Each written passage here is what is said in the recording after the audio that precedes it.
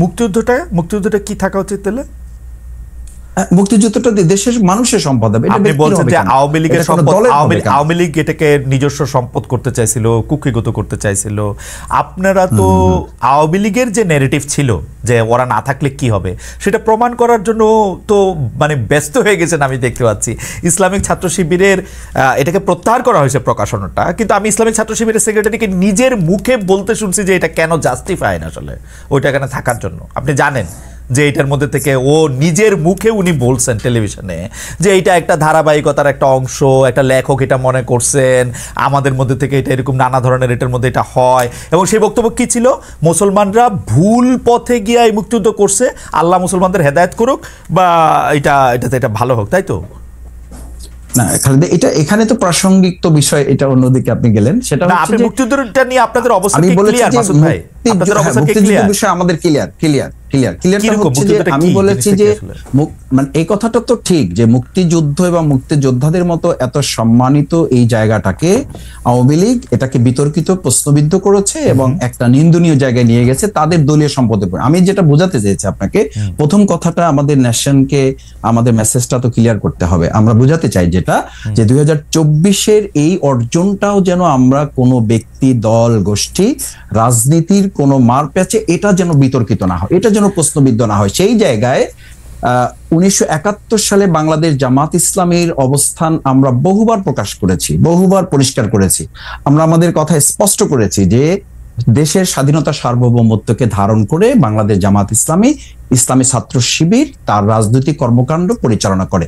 এবং সেই কারণে আপনি দেখেন যে 2024-এর এই গণ অভ্যুত্থানের মাত্র কয়েকদিন আগে আমাদেরকে নিষিদ্ধ করা হলো। কাউকে নিষিদ্ধ করা না, আমাদের করা হলো এই কারণে যে তখনকার আন্দোলন সংগ্রামে বাংলাদেশ জামাত ইসলামী, ইসলামী ছাত্র শিবিরকে সরকার এবং তৎকালীন গোয়েন্দা সংস্থার রিপোর্ট অনুযায়ী তাদের কাছে মনে হয়েছে দেশপ্রেমের সামগ্রিক চেতনাটাকে বাংলাদেশ জামাত ইসলাম, ইসলামী ছাত্র শিবির লোকেরা ধারণ করে এই কাজটা করছে।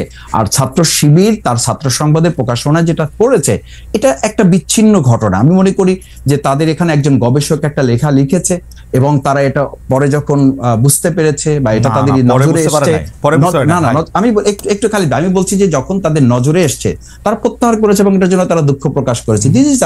এখন আমি যদি আপনাকে আরো ধরি যে এটা তো এই ন্যারেটিভটাকে যদি আপনি ওভাবে নেন, আমি এটা মানে শ্রদ্ধা রেখেই বলছি যে আমাদের এখন বাংলাদেশ জাতীয়তাবাদী দল বিএনপি ওনাদের ওখানে যে মহাসচিব হিসাবে শ্রদ্ধেয় মির্জা ফখরুল ইসলাম আলমগীর সাহেব উনি কাজ করছেন, ওনার বাবা সম্পর্কে আমাদের কাছে কি মেসেজ আছে? তো সেজন্য কি বিএনপিকে এখন ক্ষমা চাইতে বলতে হবে, বা আমরা কি বলবো যে মির্জা ফখরুল সাহেবের শ্রদ্ধেয় মরহুম পিতা মির্জা রুহুল আমিন চোখা মিয়া 1971 সালে উনি ঠাকুরগাঁ জেলার অন্যতম স্বাধীনতা বিরোধী হিসাবে 710 জনের একজন ছিলেন। একটু শেষ করছি যে এই কারণে কি এখন বিএনপিকে আমরা ধরবো? আমাদের নেতৃবৃন্দকে ফাঁসি দেওয়া হয়েছে, তার সাথে তো সালাউদ্দিন কাদের চৌধুরী শহীদ, ওনাকেও ফাঁসি দেওয়া হয়েছে। তাতে কি বিএনপিকে আমরা এখন বলবো যে তাকেও ক্ষমা চাইতে হবে বা স্বাধীনতা বিরোধিতা নিয়ে তাদের মধ্যেও কনফিউশন আছে? না মাসুদ ভাই, ব্যক্তি আর দলের অবস্থা তো ভিন্ন। আমরা 1971 সালে জামায়াতে ইসলামী মুক্তিযুদ্ধের চলাকালীন সময়, তারপরে বিভিন্ন সময় বিভিন্নভাবে স্টেটমেন্ট দিয়ে দল হিসাবে যেটা বলেছে, আমরা যখনই প্রশ্ন করি আপনারা বলেন যে ব্যাপারে জামাত ইসলামের অবস্থান পরিষ্কার, কিন্তু পরিষ্কারটা আপনি একটু বলেন তো, আমরা একটু শুনি যে পরিষ্কার অবস্থাটা কি 1971 সালে কি আপনারা যা করেছিলেন তা ঠিক করেছিলেন? না, পরিষ্কারটা হচ্ছে এই যে বাংলাদেশ তখন যে অবস্থার প্রেক্ষিতে স্বাধীন হয়েছিল, মাওলানা ভাসানী রহিমাহুল্লাহ উনি তো পরিষ্কার বলেছেন যে তখন 70-এর যে ভোট, আপনি নিশ্চয়ই আরো ভালো জানবেন, সেই 70-এর ভোটে তো তিনি এই স্লোগান দিয়েছিলেন যে ভোটের বাক্সে লাথি মারো, বাংলাদেশ কায়েম করো। তো সেই বাংলাদেশ কায়েম করা প্রসঙ্গে এসে মরহুম প্রেসিডেন্ট শেখ মুজিবুর রহমান উনি তো বাংলাদেশের স্বাধীনতা উনি শেষ পর্যন্ত তো চান নাই। 7 মার্চের উনি ভাষণ, তার পরবর্তী সময়গুলো আমরা তো লক্ষ্য করেছি। শুধু জামাত ইসলামের অবস্থাটার কথা বলেন, শেখ মুজিবুর রহমান স্বাধীনতা চায় নাই, ভালো কথা, বাংলাদেশ একই চাওয়া না চাওয়া ছিল।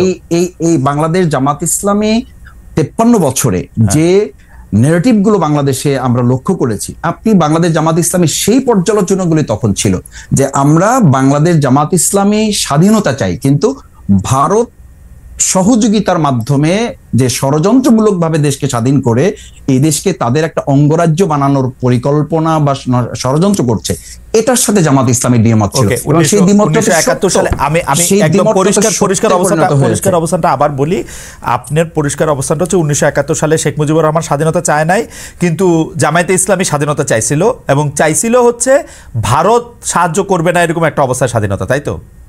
ভারতের ষড়যন্ত্রমূলক ওই সহযোগিতাকে সাথে নিয়ে আমরা, এবং এই অবস্থানে কোনো পরিবর্তন, এই 71 থেকে 25 পর্যন্ত কোনো অবস্থান পরিবর্তন হয় নাই, তো এটাই ছিল, তো এটাই ছিল, এটাই থেকে এই 2024 এসে এটার পরিবর্তন হয়েছে। আমি বলেছি এবং আমাদের ছাত্ররা তো বলেছে, জনতাও বলেছে যে ওই 2024 5ই আগস্ট আমরা কিন্তু শুধুমাত্র একটা সরকার পরিবর্তন ঘটাই নাই, আমরা আমাদের এই সন্তানেরা, আমাদের এই ছাত্র জনতা সেদিন একটা আধিপত্যবাদেরও আমরা পতন ঘটিয়েছি। কারণ আপনি জানেন যে আপনার একটা ইস্যু আমি আলোচনাতেও দেখেছি, এবং আমাদের দেশের গোয়েন্দা সংস্থা পরবর্তীতে বিভিন্ন আলোচকরাও বলেছেন যে সেদিন 2024 জুলাই আগস্টে আমাদের পার্শ্ববর্তী রাষ্ট্রের একটা সক্রিয় এবং শক্তিশালী গোয়েন্দা সংস্থা এই দেশের তৎকালীন দুষ্ট চক্র আইন শৃঙ্খলা বাহিনীতে যারা ছিলেন তাদের সাথে সম্পৃক্ত থেকে আমাদের দেশের ছেলেদের উপর গুলি করা হয়েছে। আমি আমার 67 দিনের রিমান্ডে আমি একটা সাক্ষাৎকারে বলেছি, আপনাকে আবার একটু স্মরণ করাচ্ছি,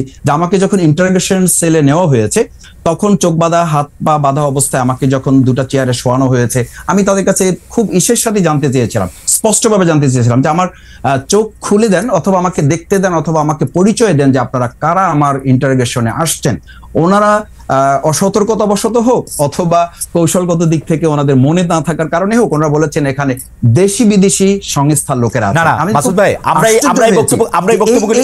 ভাই, যখন দেশ গিয়েছে আমরা একটু আসলে একটু প্রিসাইজ থাকতে চেষ্টা করি। অর্থাৎ 1971 সালে যেভাবে বাংলাদেশ স্বাধীন হয়েছিল, জামাত ইসলাম এটার সাথে একমত ছিল না, তো জামাত ইসলাম এটার সাথে একমত কখনোই পোষণ করে নাই। 2024 সালে আইসে বাংলাদেশ, আপনি মনে করতেছেন 2024 সালে আইসে বাংলাদেশ একটা অন্যরকম স্বাধীনতা পাইছে, এটা কি ব্যাপারটা এরকম? মানে ভারত টারত এইসব এলিমেন্ট আমি যেতে চাইতেছি না, আপনি দুই লাইনে বলেন 1971 সালে জামাতের অবস্থা সঠিক ছিল। দুই লাইনের জামাত ইসলামের দুই লাইনের কথাটা আসলে কোনো একটা কোশ্চেনের কথা আপনি কখনো দুই লাইনে বলতে পারবেন না। আপনি আমাকে বলেছেন, সেই জন্য কথাটা উঠলো যে আপনাদের অবস্থাটা কি পরিষ্কার, কিন্তু আমি কখনো এই পরিষ্কার কথাটা জানতে পারি না। পরিষ্কারটা কি? কথা হচ্ছে এইটা যে বাংলাদেশ জামাত ইসলামী স্বাধীনতাটা ভারতের ষড়যন্ত্রমূলক সহযোগিতার মাধ্যমে চায়নি, কিন্তু যখন স্বাধীন হয়েছে দেশ, সেই স্বাধীনতাকে ধারণ করে জামাত ইসলামী ছাত্র শিবির তার সামগ্রিক কার্যক্রম পরিচালিত হয়ে আসছে, এবং সেটা প্রমাণিত এবং পরীক্ষিতভাবে দেশের জনগণ সেটাকে গ্রহণ করেছে। ফ্যান্টাস্টিক। আচ্ছা, আমি এই যে এইখানকার একজন উপদেষ্টা আছে বর্তমান সরকারে, তার নাম মাহফুজ আলম, তিনি বলেছেন যে তিনি অনেক কথা বলেছেন তার স্ট্যাটাসে, আমি শুধু 4 লাইন শোনাই। মুক্তিযুদ্ধের পর কি হয়েছে তা নিয়ে সমালোচনা করুন, ইতিহাস পর্যালোচনা করুন, কোনো সমস্যা নেই।